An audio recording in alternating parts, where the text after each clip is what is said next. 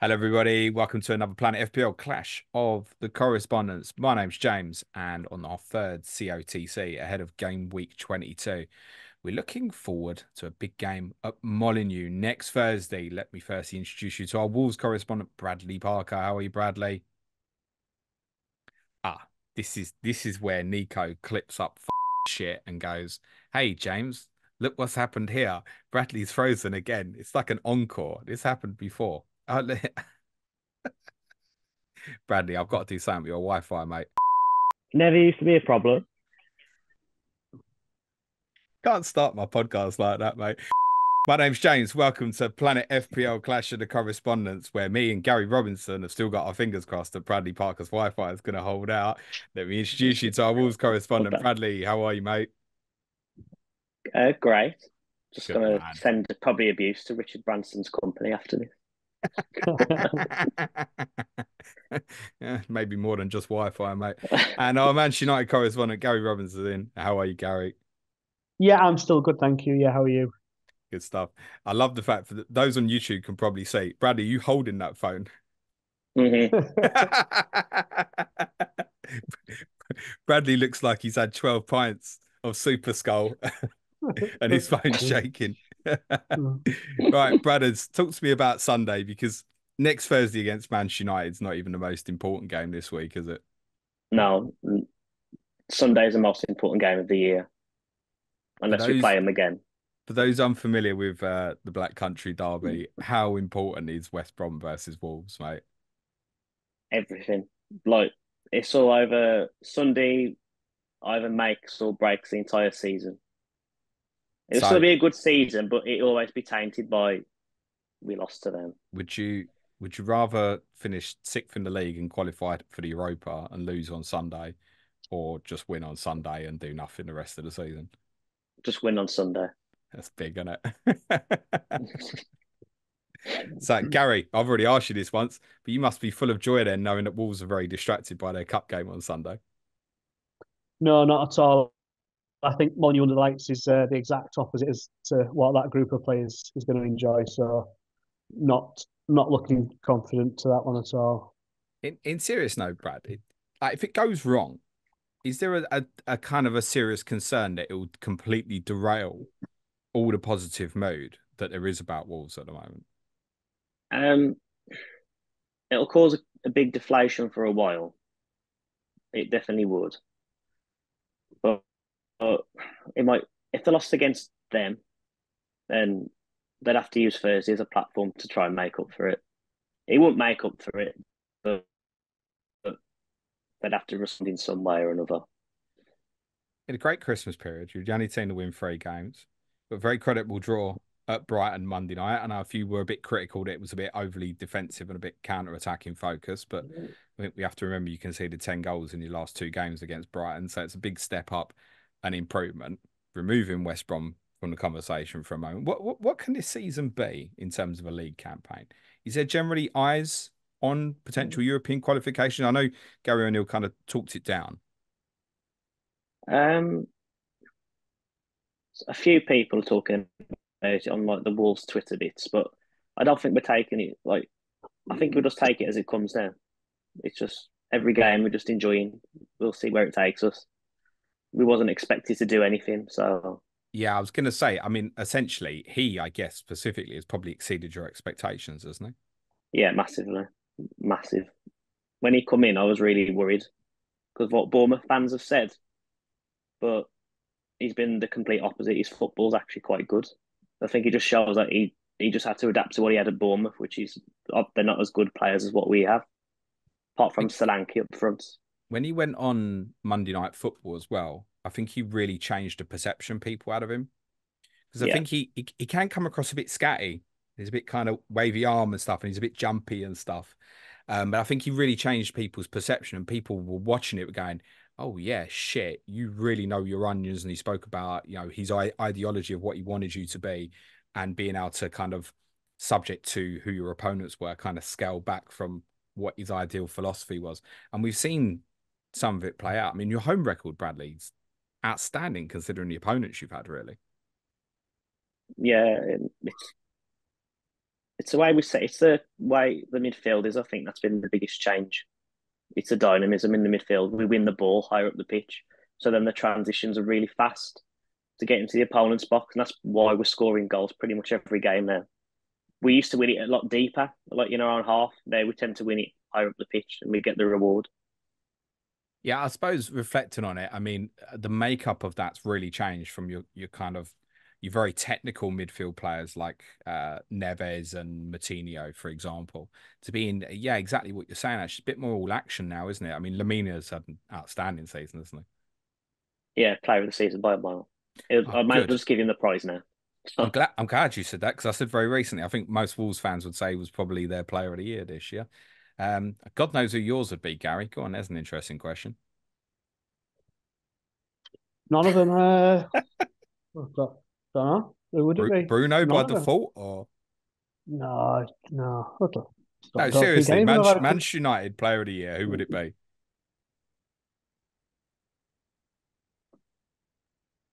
Don't know. Not hard. Can't think. Who could you give it to?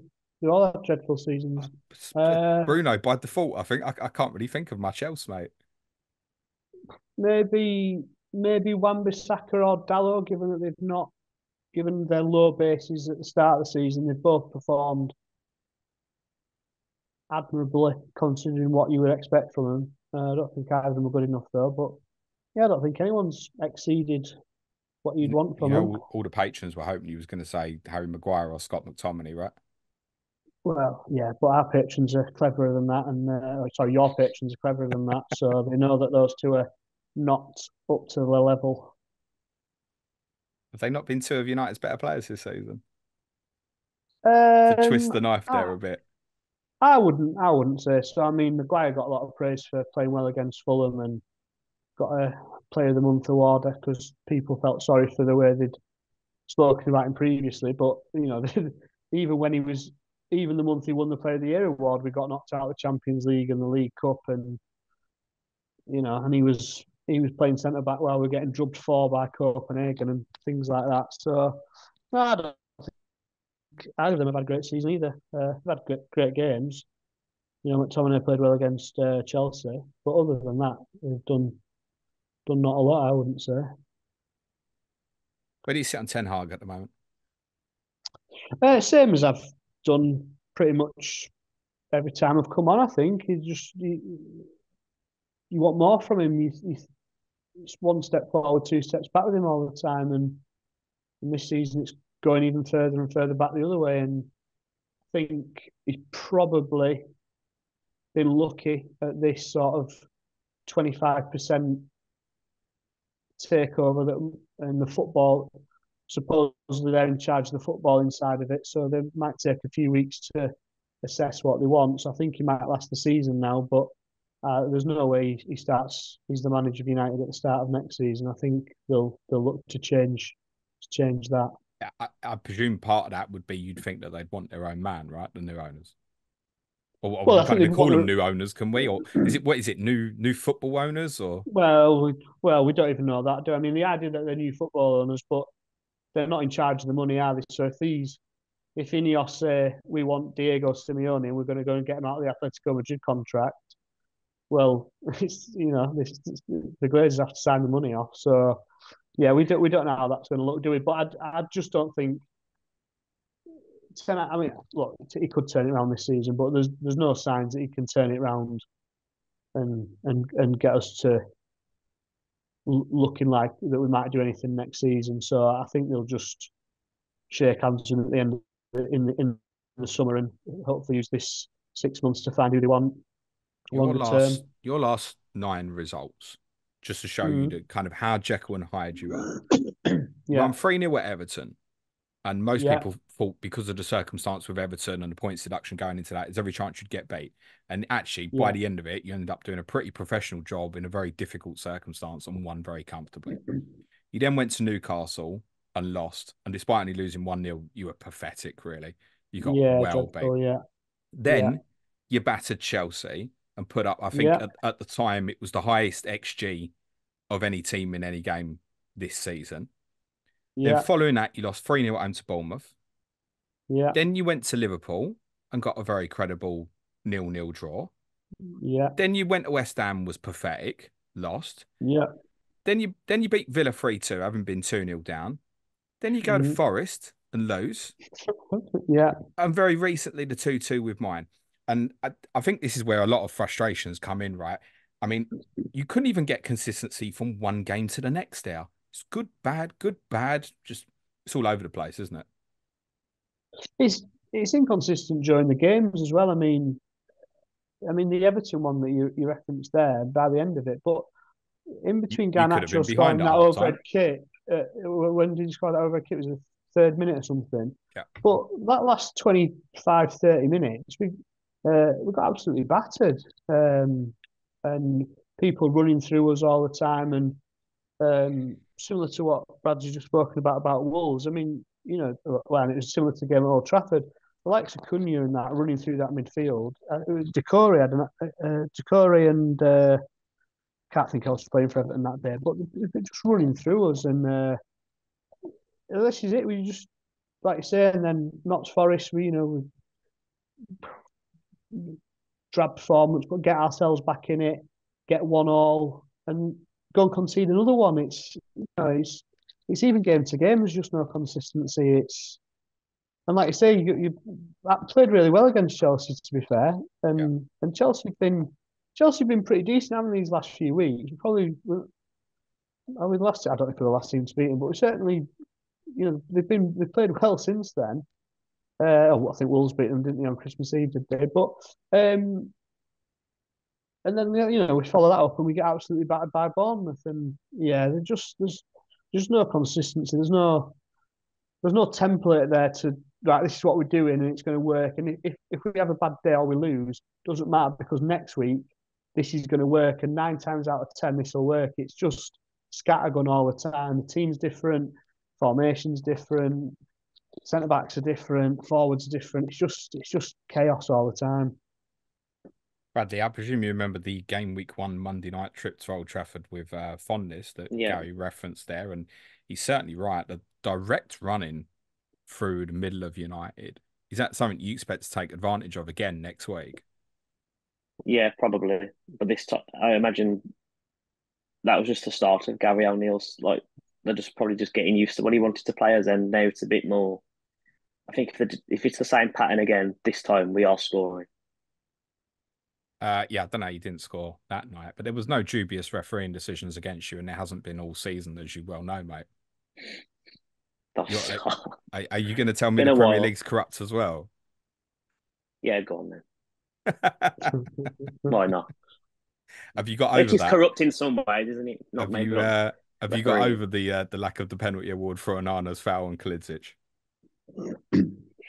I've become numb to it now. Of how many different ones there is. I think I have to put a top 10 list in at the end of the season. Is that the worst one you've had all season though, or has it been worse ones?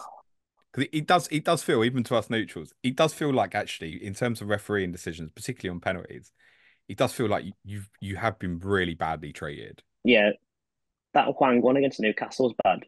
Yeah, actually, the one against Sheffield's equally as bad, because that was literally the week after. Similar, and they apologised the week before. So the one against Luton as well, Gomez handball, that was a bit iffy. Just smack it at your hand and we'll give penalty. Yeah, there's a number that have gone against you. Personally, I think that Onana was the worst one, though. Gary, is it a big problem then for that specifically? I think we highlighted it quite early in the season. Direct running, centrally, anyone who's got a runner from midfield who can run at you through central areas is problematic, right? Well, yeah, but I mean, it can depend who's playing there, but no matter who we've got playing there, it's always going to be a problem, because Casemiro, if he's back, which probably 50-50 if that, but I think he's, it might be unfair, I think his legs have gone. That's what it certainly looks like this calendar year. Oh, sorry, last calendar year. McTominay's tactically inept. He doesn't hold that position at all. So because he goes wandering, that makes it easy. My new young lad, he does play the position well, but can't do it by himself. Eriksen, I think his legs have gone. Fernandez, as we've spoken about before, he always means well, but he's a law unto himself as well. So it's always going to be a problem just because of the makeup of because of the skill sets of the players involved and of the lack of midfield system that we've got in there. It's just a recipe for disaster. Even if we didn't have an actual tactical shape in there, but you had good athletes in there or that kind of thing, you could counteract it, and vice versa. But we've got neither, so yeah, it could be a recipe for disaster What's the on Thursday resolution again. to that then? Like what would you want him to do? Or is it a case of also, in fairness, that perhaps the personnel's not there to be able to come up with a solution to that problem? Well, I think now we're 5 months into the season. I think we've got to take. I think he's got to take on the chin that the recruitment again hasn't got him what he needed. Whether he thought he could turn Mount into a midfielder, a proper midfielder, I don't know. But Mount's not been fit. Whether he misjudged just how far over the hill Casemiro was getting, I don't know. Obviously, he's got a lot of faith in Molineux, but he's played McTominay all season, but with seemingly not knowing what he wants to do with him.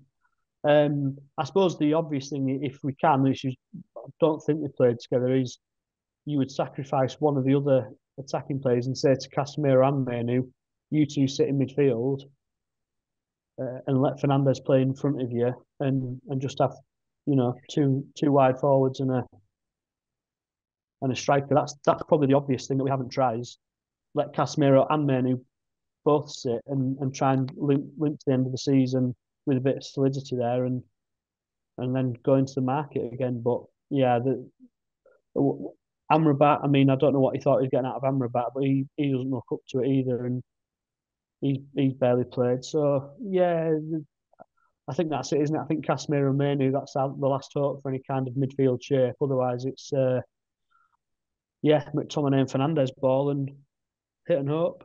Have injuries been an excuse for this season? You have had a lot. Yeah, but so I think it's arguable you can be. I don't think any Premier League club really can argue about injuries, really.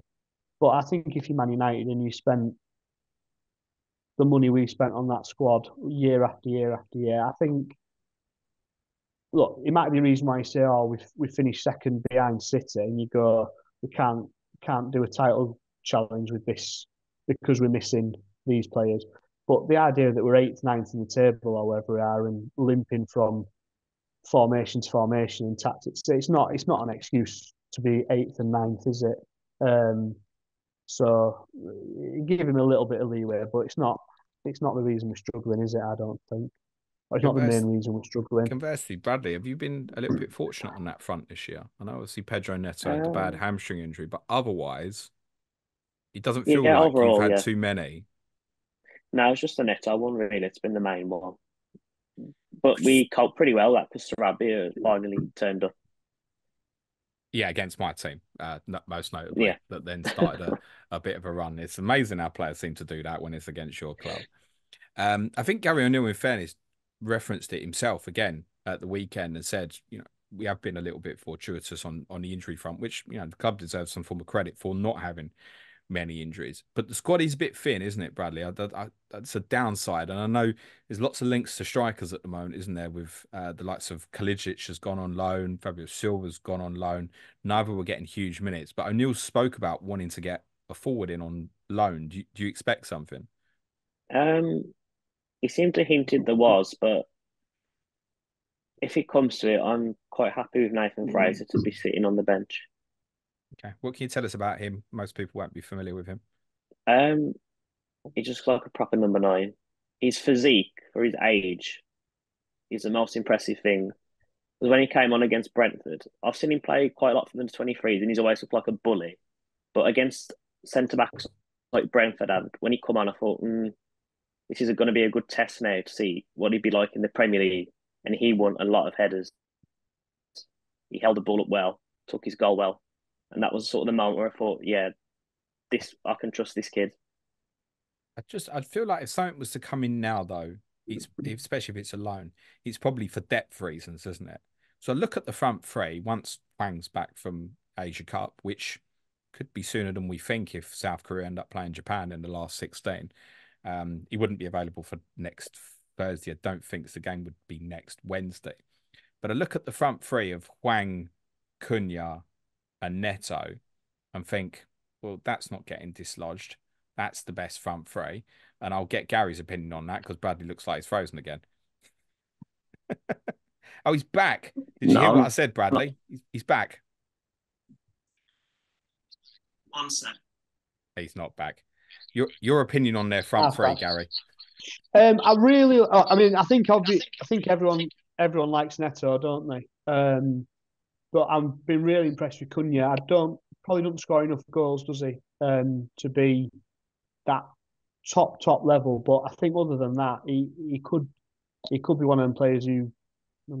It was my audio. While Bradley's struggling, maybe Cunha's one of them who could go and play for a big side, as we might call them. But yeah, if you could add some goals to his game, I really like Cunha. I mean, I like Hwang and Neto, obviously, but I've been really impressed with Cunha, and a bit of a throwback, really. You don't often see sort of forwards like that anymore who pick it deep and just drive through teams. You don't really see that in the modern day, really. It's all, technique and 1-2s and all that kind of thing. So it's been refreshing to see a forward who's a bit more, direct and a bit of a dribbler and things like that. It's just, like I say, probably a shame he doesn't.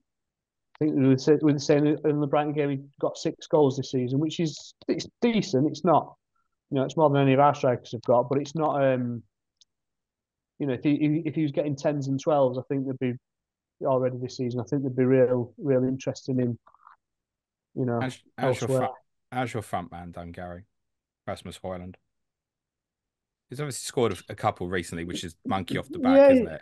He's still young. Yeah, I mean, he's still young, but this is what we said in the pre-season one, is that we knew this is what he was. We knew he was going to be inconsistent and probably only get 10 goals this season. Look, his Champions League record was pretty decent, but we had a piss easy group, really. But I thought his winner against Villa was a great finish. His goal against yourselves was a really good finish, but it was second minute. That's it. I don't think he had a kick after that, and some of that's on him, but some of it's with what's going around him. I think he's got two league goals this season, but I think his XG is something like 3. So you can't. No striker can create, especially in the way similar to what I've just been speaking about. No strikers create chances themselves anymore, really.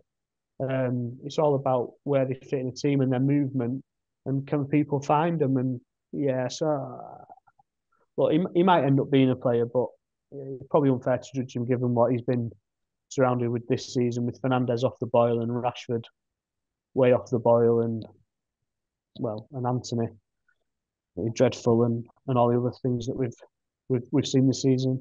We'll come back on to them. You back with us, Brad? Yeah, I think that was just an audio problem. I don't know. Right. I wondered if you might have been trying to get your passport updated and get it changed from perhaps English to Mauritanian. Yes, I manifested the shock result in AFCON on Tuesday, which means a player that I've described as maybe your most important player in terms of how the system functions, Rayan Ait-Nouri, is going to be back. That's a bonus, isn't it? Yeah, massive. The way we attack now change again. We've missed him a lot. Severely underrated. He's stayed a lot more fit this season as well, which has made a massive difference. And I dare say big clubs will come knocking on the door for him soon. Do you think? Yeah, he's just got that. I just wonder with him, like with the arrogance of a player that should be playing higher. It's the way your system moves that only really works with him. Like if you see it with the Doc the other night, it's just not going to be the same way. You can't expect him to ball carry and stuff like that. But the way it shunts, where he ends up coming into left back positions, and then obviously very much plays like a left winger when you're on the ball. I just wonder in terms of his longer term career, if he was, I don't know, going to get sought after by a club that's got a lot of money, where they would foresee him being, because there's certainly question marks defensively as a left back. And does he have a strong enough output at the top end to be a kind of old-fashioned left winger, if you will? I don't know where the thing comes from about him defensively. I'm pretty sure the last time I saw like the other 14 stats come up, he's one of the top ones for tackles and recoveries. He's not bad defensively. I don't know about that's like a McTominay's all bit. right for a tackle. He can't pass though, right, Gary? I don't know if he can tackle either. I don't know what he does. No, go on, defend your man, Bradley. Sorry. Yeah, I think that's a myth with Ait-Nouri. I'm not really Okay. can't remember him making mistakes this season. No, Very rare. I think he's had a great season, but I do think there has been a perception of a weakness there in the past. If he's ironed it out of his game, They then used to do yeah, that with Semedo, though. I know he's a absolutely. great one-on-one defender. I He think he's can't jump, had. but he's great. I hope Nico doesn't hear this. I think he's had a great season as well. Yeah, Semedo, he's a really consistent player now. He used to be like a meme when he first joined. I think everyone just thinks about the Barcelona 8-2 thing, but he's a very good player. He's very Did he play in consistent. that? Yeah, yeah. Yeah. That's where it all I was like, oh, he signed Semedo and can't defend. No, Like but his first he's had a season, really good 100%. season. Yeah, he's great. He's been great. Very consistent. Gary, what is your best choice centre backs? If everyone's fit. Well, actually, Varane split and that into two. What do you think it is, and what does Ten Hag think it is? well, the answer is it's Varane and Martinez by an absolute street. What Ten Hag thinks it is, God knows, probably. I think he thinks it's them two. I don't know why he's obsessed with playing Johnny Evans and Varane can't play at that side and blah blah blah. But yeah, I think hopefully now they're both fit. Hopefully he just plays both of them and we don't piss around anymore with Did we ever get to the Maguire bottom and of what happened with Varane? Because I know you'd said previously you thought they'd probably fallen out, but he's obviously back in favour now. So he's not fallen out with him in the way that, say, Jadon Sancho has obviously fallen out with him, yeah, I right? mean, I think by all reports it was that Ten Hag thought that Johnny Evans was better playing with his left foot and Erik Ten Hag's style of football is so nuanced and amazing that he needed Johnny Evans with a left-footed centre back to play there, and that meant that five-time Champions League winner Raphael Varane couldn't play in the team. But I think there was I don't know if there was a massive falling out, but I think they'll look to get rid of Varane at some point and get his wages off the books. I don't think they've offered him a new contract yet. So as it stands, I think he leaves in the summer. So yeah, very odd. And hopefully, I don't want to criticise United a lot for keeping high earning poor players for too long, but I don't think Varane would fall into that category. If he wants to stay, you always need someone of that quality, even if you can only give you 20, 30 games a season, just as a mentor to a Martinez and whoever if we Is replace there him with. part with the news this month of what's been happening with other clubs? And I think this is relevant to you as well, Bradley. Do you think there's awareness, though, of getting that wage bill down at United? I mean, is the club capable of doing that? Well, they've not shown themselves to be that capable of it previously. They've been poor at that. I mean, the names are endless, aren't they? The players who stayed on and on and on. I'm not going to go through all of them, but we've been notorious for getting wages off the books and getting underperforming players off the books for a decent fee. Whether that changes now with this new partial ownership and new football directors and whatever else we've got, who knows? But I mean, it's the what is it today? 23rd? What are we on? 25th? I don't know. But we've only got a week of the transfer window left, haven't we? So probably not going to happen this winter, is it? So you can't spend at the moment, can you? That's the word. No, we are. We're very close to.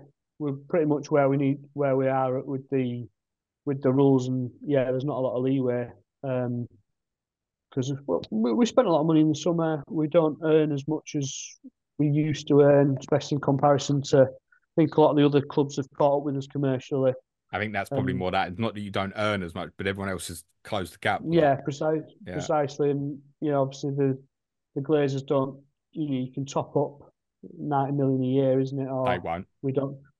They won't put 90p in, never mind And 90 million. INEOS So coming in doesn't change that. Is that correct?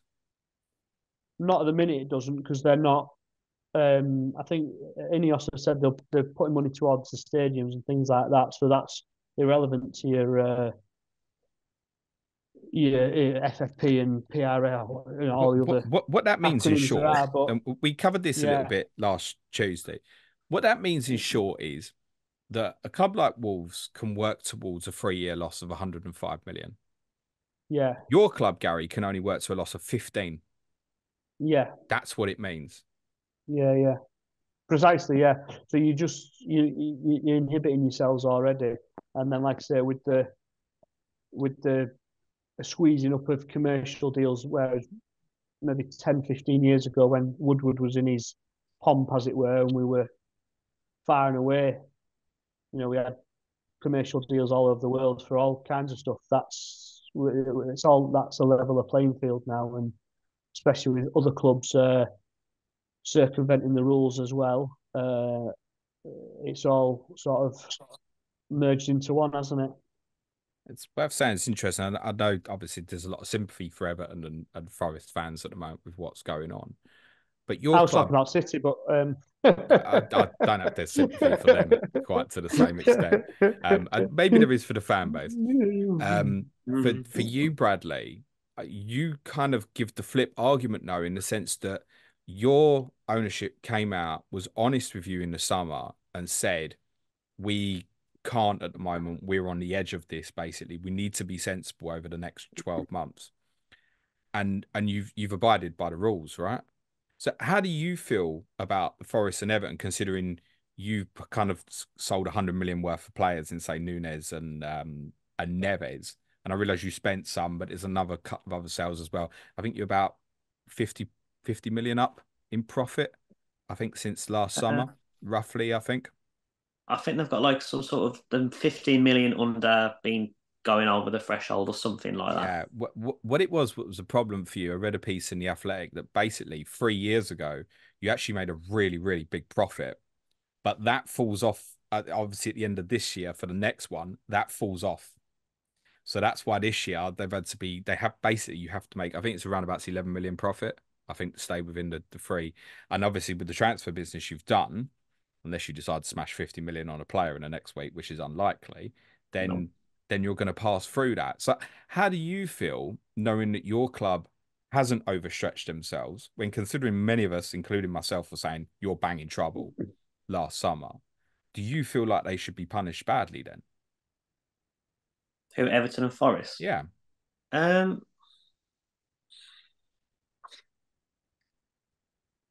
And not, I know there's no love lost with Forest, by the way, but they're not West Brom. Come yeah, on. the Forest one's a bit that'll be a bit funny. I'm not gonna lie. Everton I sort of feel sorry for anyway because they always seem to be getting punched down and that, and they always lose their derby, don't they? So they're always a bit. Sean's gonna love you for that, isn't he? Say that to him. I told him before, you must be the most depressing football club to support. Yeah, Um, I wouldn't go criticising others for losing their derbies when your game's no, next, by the way, mate. But okay. I don't know. I don't think I know enough to say, but if they've gone past the rules that I'm there, then there's got to be some sort of punishment because eventually the league's going to put the foot down one way or the other. It's just that it needs to apply to the big ones that they want to protect. Yeah. That is the biggest thing for me. It's okay. They've broke the rules. That's fair enough. But if Man City have etc., then the same has to apply no matter what. It doesn't matter if they're good for the league because how much views they bring in. It has to be fair across the board. Yeah. I completely agree with that. Chelsea's at the start of their 3-year cycle, so you can't punish them yet. So it's going to take a couple of years. They either change their behaviour or they'll get done as well. And City's a whole different case that we know is going to take a long time to deal with. But I think it's more the point from your own perspective, Bradley, that your club didn't put the club in a more dangerous position, Yeah, acted that's sensibly when a lot on the outside were even going, well, I think it's all right, actually. I think they can spend some money. They just don't want to. Actually, the numbers say you have to make a profit in this financial year or you will fail. yeah. I'm glad we have because it's better to have the security now because now we know going into the summer we can have quite an interesting transfer window. Like we've got a solid team, and to be honest, some of the recruitment in the summer is starting to pay off now. So like players like Tommy Doyle for 5 million. Thank you very much. Stanty Bueno starting to look a very solid player. He cost about 12 million, something like that. Solid. Modest sums. Yeah, solid. Really, look, Tommy Doyle for 5 million is an absolute steal. How big a bonus would it be to have Hwang back? Yeah, he's a main man. If it's gonna fall to anyone in the box, I want it to be him. So, but we're doing all right without him. Like we're doing all right without Neto. When Neto went, we can adapt. We can adapt. The flip is obviously because you've had this kind of really tough run. I think it's fair to say of home fixtures so far this season. It does ease up in the near future. I know, Gary, I'm not necessarily saying it starts with you, but it might do. After United at home, Brentford at home, Sheffield United at home, Fulham at home, and then Bournemouth at home is scheduled in the blank. It looks kinder, doesn't it? And I wonder, therefore, particularly if the Bournemouth game was to go ahead in 29, some advice, beat West Brom, and that becomes less likely, by the way, mate. And a few Wolves assets might become of interest, particularly if people are looking to downgrade, say, a Watkins to fund a Salah in a couple of weeks and want to look at someone like Cunha. Taking all that away for the moment, if you wanted to invest in a Wolves offensive player for FPL, Bradley, once Hwang is back, which one would you want to invest in? I'll still probably go for Wang once he's back. Because at the end of the day, he's the most likely player to score, and he's a midfielder, so he's out of position on the game. Cunha's very solid though now. He's developed into a solid returner. And, a lot of people Neto was doing great, right, with the assists. Yeah, he's an assist merchant now. Whereas them two are going to score or take a penalty between them. Swang and Cunha, you're the penalty takers. Is it not just Hwang after he took one at Fulham? No, Cunha took one against Brentford as well. So in the cup recently. Yeah. But then obviously Hwang was away, right? Yeah. I'd probably still assume they were both on the pitch. I think Hwang will still be first choice, but I wouldn't shock me if Cunha took one for whatever reason. I take it there's no point looking at Sarabia now at 4.7, is there? No, he'll slowly start to be taken out of the team, probably soon. As soon as Hwang's back and he's fit to go, the front three will just pick itself. Okay. Gary, similar price, Garnacho? Yeah, don't mind the Garnacho. What's he, 4.7? Is he 4.8? 4.8 at the moment. Yeah, 4.8. So, especially at the minute when we might all be looking for downgrades to save money for the doubles that might be coming up. So yeah, don't mind it. Wouldn't be rushing there, but like I say, I think if it helps you get somewhere else as well as a double move, it helps you get back to Haaland or Salah or Son or whoever we're looking for in a couple of weeks. I wouldn't bet against it.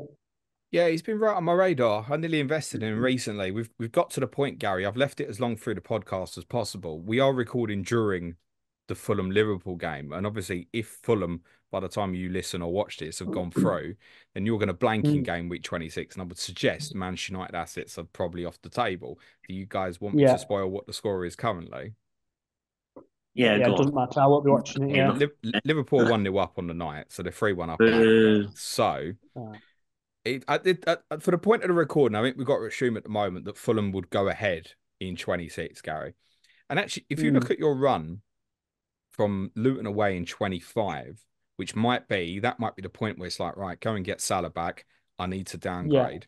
Yeah. Look at Luton away, Fulham at home if it's on, City away, yes, rough. Everton at home in 28, and then Sheffield United has obviously got a big asterisk next to it as both teams are still in the FA Cup in blank game with 29. But if suddenly that turned, I mean, if you lost at Newport, that would be quite amusing for the majority of the country.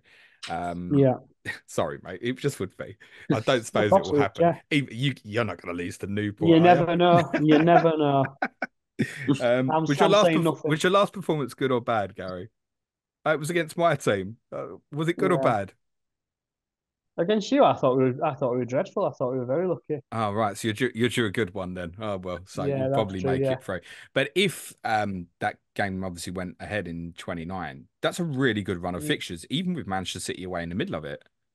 yeah. It's a good run of fixtures. I just don't know where you would go, given that apart from if you can get like a Garnacho to save yourself money and fund the others, but I don't know where else you'd go, given that you put like a Hojlund who might have hit a bit of run of form, but we're trying to get into Haaland and Darwin, and there's not really a space to go sideways there. Is you not go on a Solanke or a Watkins, you're not saving that much money on Hojlund. Fernandez and Rashford aren't It really might at it it. might be the difference, you know. Someone's sitting I there with suppose sort if of you go 1.5 in Watkins, the bank, yeah, something like Watkins yeah, to Hoyland might be enough that gets you Saka to Salah, for example. It might be. yeah. Again, if it is and it's going to get you a doubler in for if it's going to get you a Salah or a Haaland and whatever, then it's not the end of the world. But I don't know. I mean, he's got 2 league goals this season. I think what Um, what what appeals with Garnacho particularly is the idea that you can use him as the enabler in the good fixtures. Obviously, you probably bench him at City in 27. But the other four mm, fixtures, the two before and after, obviously Sheffield United subject, but you could play him in all of them. It's perfectly yeah, reasonable, I'd isn't like to it? say I don't mind the Garnacho, like I say, at 4.8, because I think you can help you get two uses out of him. You can play in, and he might save you a load of money to go and get anyone else. But I don't. I think everyone else is either out of form or in such an awkward position or price point that I don't know where else you'd go really. Bradley, if I said buy Cunha or Hoyland, what would you do? Cunha. Gary? Are the exact same price Cunha's pretty much? Are five they? eight, isn't he? 5.8, so he's a million Hoyland cheaper, is is a he, or million something? more. Um,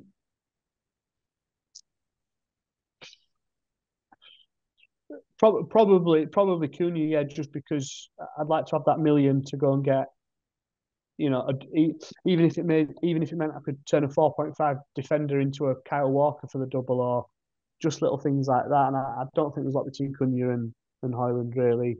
Uh, Potential points wise, I wouldn't say. Yeah. Bradley, with Ait-Nouri back, 4.5. He was having a little bit of an interest and then obviously got injured that night at Fulham, which kind of Yeah. stopped a little bit of momentum that was building towards him as a possible asset for the Christmas period. And then people knew the Asia Cup, AFCON was coming up as well. Would he be, now that we have to assume that he'll be back and starting against Manchester United next week, would he be the one to get defensively? Um, for the attacking potential in open play, probably just about. But his final ball's a bit naff. He's great to watch for getting in the positions and stuff, but his final ball does tend to be quite So poor. great to watch for you, but would he be great to watch for fantasy managers? Would he be frustrating, therefore, based It'd on what probably be you're a bit saying? frustrating because you can see him beat 2 people with ease, get in the box, and then probably hit it off someone for a corner. Yeah, But that's part of the fun. I think if you can find the right rotation, and this will even apply to people who perhaps even use their wild card.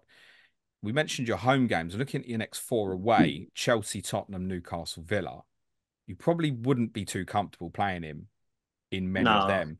So if you can find the right rotation, then I think that's quite nice. And again, covering the blanks for you, Sheffield United at home 26. I mean, that's great.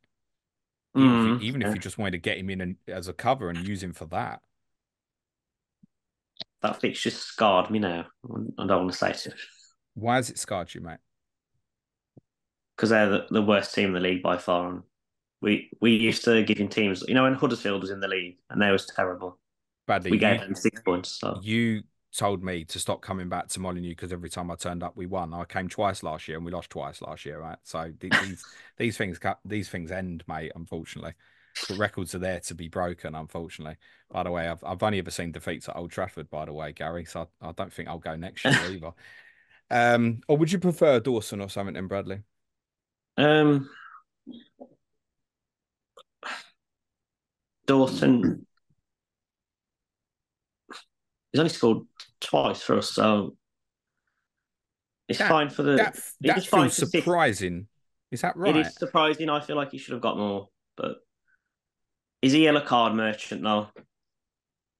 So I'd probably lean towards Ait-Nouri because Dawson's going to end up giving you like 1 or 0 sometimes. It's going to be annoying. Okay. Have you got any Wolves at the moment, Bradley? I've still got Hwang on the bench.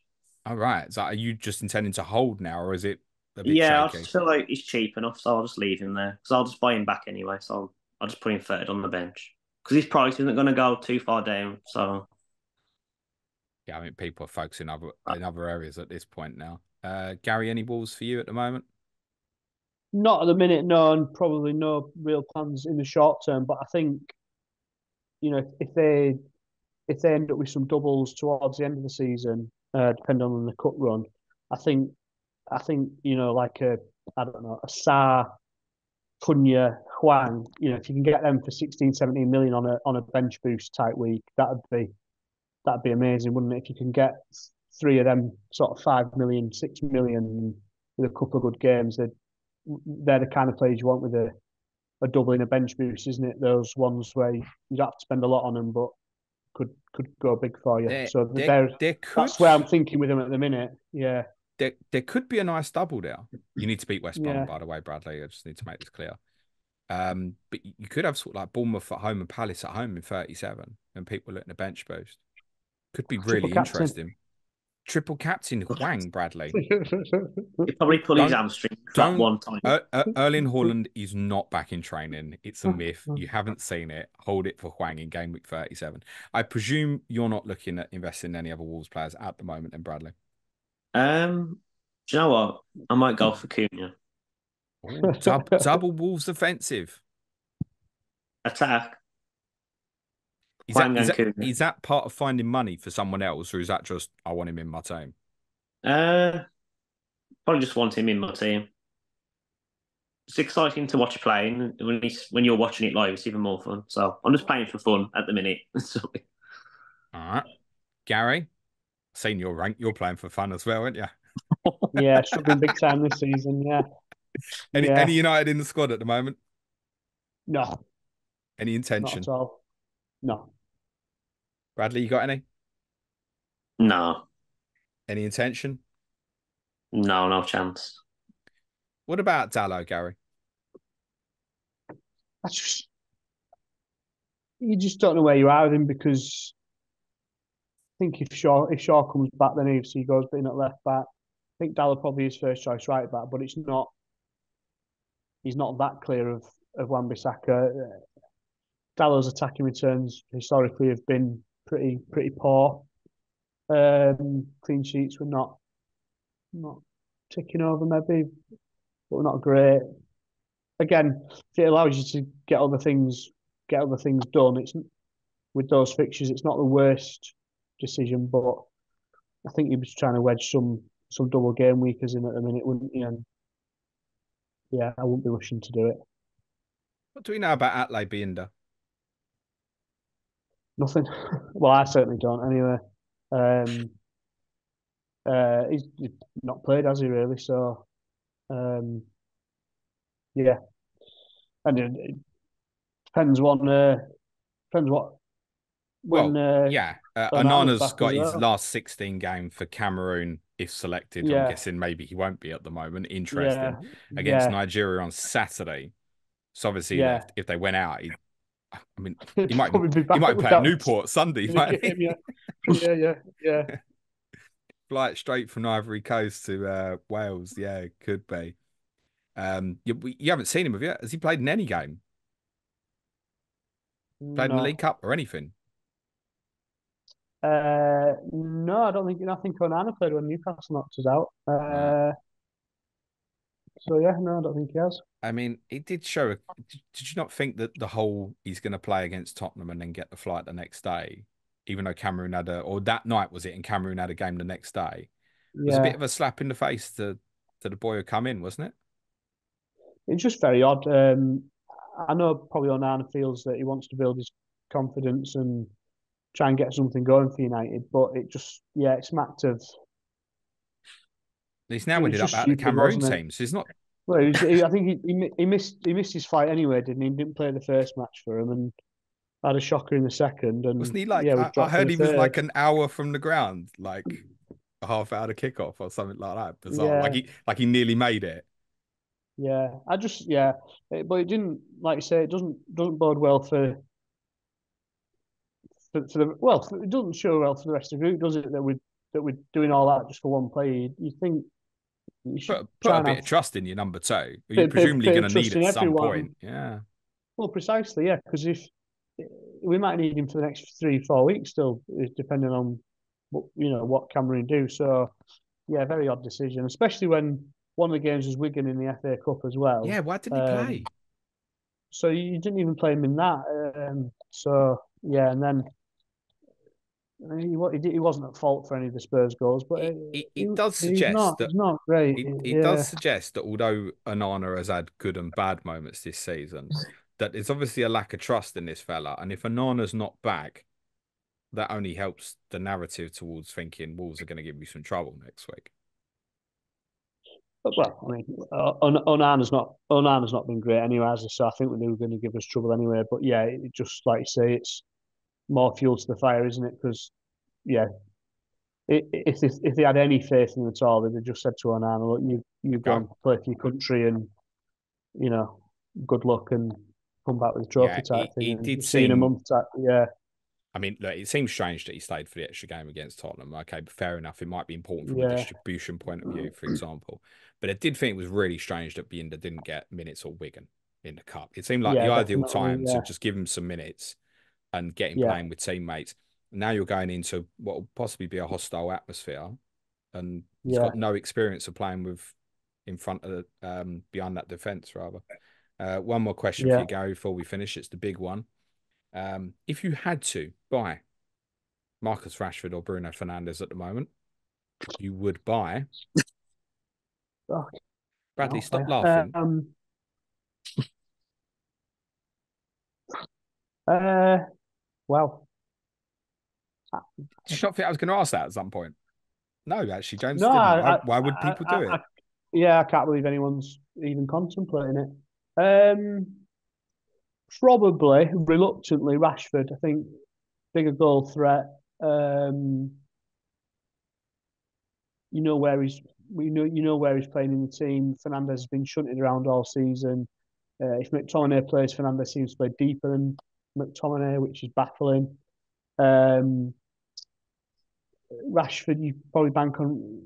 I mean, could spin it that Rashford might have hit a bit of run of form, but I thought he's got a good finish against Spurs. I thought he was pretty patchy. I didn't think he played that well, really. He had a couple of goals where he went past Porro, but his decision making and crossing was poor. But yeah, if you were forcing me, I'd reluctantly go Rashford. But I'm not please going to don't force buy you, Gary. either of them. Yeah, I'm not thanks. going to force you. Do you think Garnacho will stay in the team? We've obviously had news today, Anthony Martial out 10 weeks, but I don't suppose that was going Yeah, to massively impact anyway. no, Is Garnacho, no. I don't want to use the word nailed, but is first choice in your mind quite clearly at this stage? I think his first choice, yeah, and he's performed well on the left hand side. I still think he's better on the left hand side than the right hand side, but he got his 2 goals against Villa while playing, starting in that wide right role. So, yeah, I think he's first choice, but Ten Hag showed a lot of faith in Anthony for no reason. So, you know, you wouldn't be that surprised if Anthony stole some minutes off him.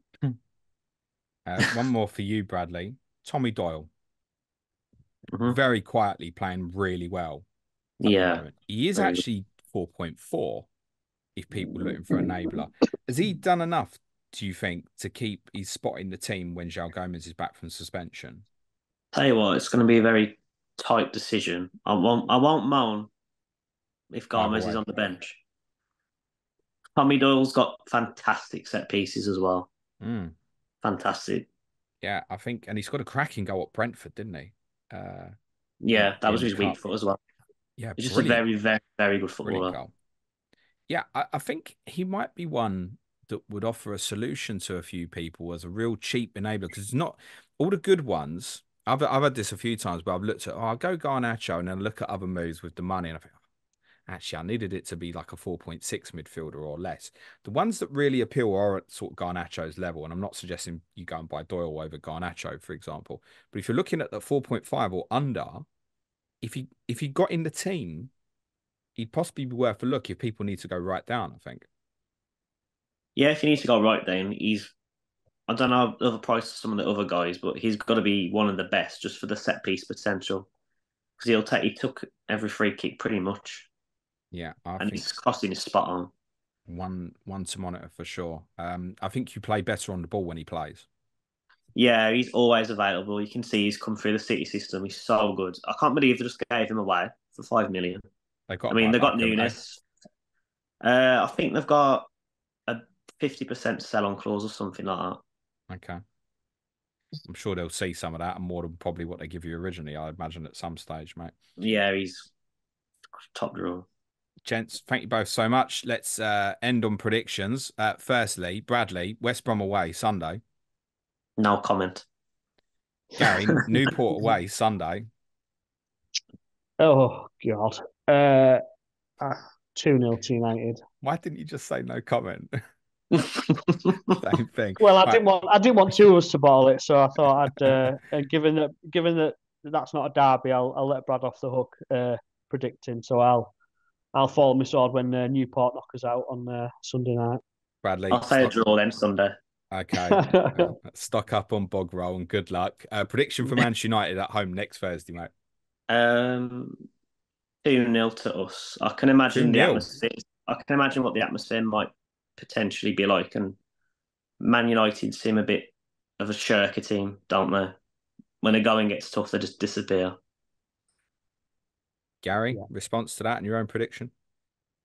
Yeah, I agree with a lot of that. I think Thursday night, Molineux, that group of players isn't going to fancy it. We've seen that all season. I'm going to say we'll get a goal, but we'll still get beat. I'll say 3-1 Wolves and Gary O'Neill to get the England job in the summer as a little bonus prediction for you. Well, no. Please elaborate on that last comment, Gary. Well, I think Southgate will be. I think either way, Southgate probably looks like he wants to leave, doesn't he? I think he said that nearly left after the World Cup. So we'll be after a manager. I think it should be an English manager. So who else is there? Unless Eddie Howe gets the shot. Yeah. Well, that's the obvious one, isn't it? If Newcastle decide to change, which there isn't a suggestion at the moment that they'd be considering it. That would be one hell of a rise for Gary O'Neill, Bradley. And I got to be honest, I read something today and the thought crossed my mind as well. But I don't see that, Not Gary. yet. But that's wild things to happen in 2024. Yeah, Gary O'Neill becoming the England manager would be pretty wild, based on what people had been saying about him. I think prior to this very good run with you, Wolves, with you, Bradley. You win, Bradley. You go above United. Yeah, we could have gone level with Brighton on Monday, I think, if we won. So we're not actually that far away. It's just there's quite a few bodies in between, but we can beat those bodies. So You're watch this space. You're 3 points off seventh, which will probably be a Conference League place. 6 points off sixth. I think that the top five might be a bit too much for you yourselves, Bradley. Yeah. But yeah, you get a head up the steam. But if you keep your results strong at home, you'll be there and thereabouts. So you'll be in and around it, I think. There's every chance you'll finish top half from here, mate. I think you've had a really good season. Gary, I don't know where it's going, mate. It's exactly what we've said. It's one good, one bad, or one step forward and 2 steps back. Yeah. Yeah, it will be. I think Wolves will probably. I think Wolves will probably win next Thursday as well, as it stands. Yeah. I'm interested to see this keeper. Well, we'll see him on. We'll see him on Sunday. We'll see him on Sunday unless Onana loses to Nigeria and goes straight from Cameroon to Wales on Sunday, which economy class flows. Gents, thank you both so much. Bradley, anything you want to plug before you go? Not Virgin Internet. Not Virgin Internet. Okay, cool. Is there a different internet provider you would like to plug? Actually, don't do that. We're not getting paid for it. Dial-up. Gary, anything you want to plug, mate? No, thanks. My Virgin's held up today, so I'm all right. Super stuff. Thank you both so much. No COTC next week as it stands. It's a bit difficult with Tuesday deadline and me also going to Everton on a Saturday morning as well, and being at Tottenham Wednesday night. It's going to be a bit awkward. I will be streaming tomorrow. Ask James live stream on YouTube. 12 o'clock audio will follow shortly after that. Just sees me say good luck to Bradley and Gary in the cups and in the league next Thursday and for the rest of the season. And cue music, please, man sharp.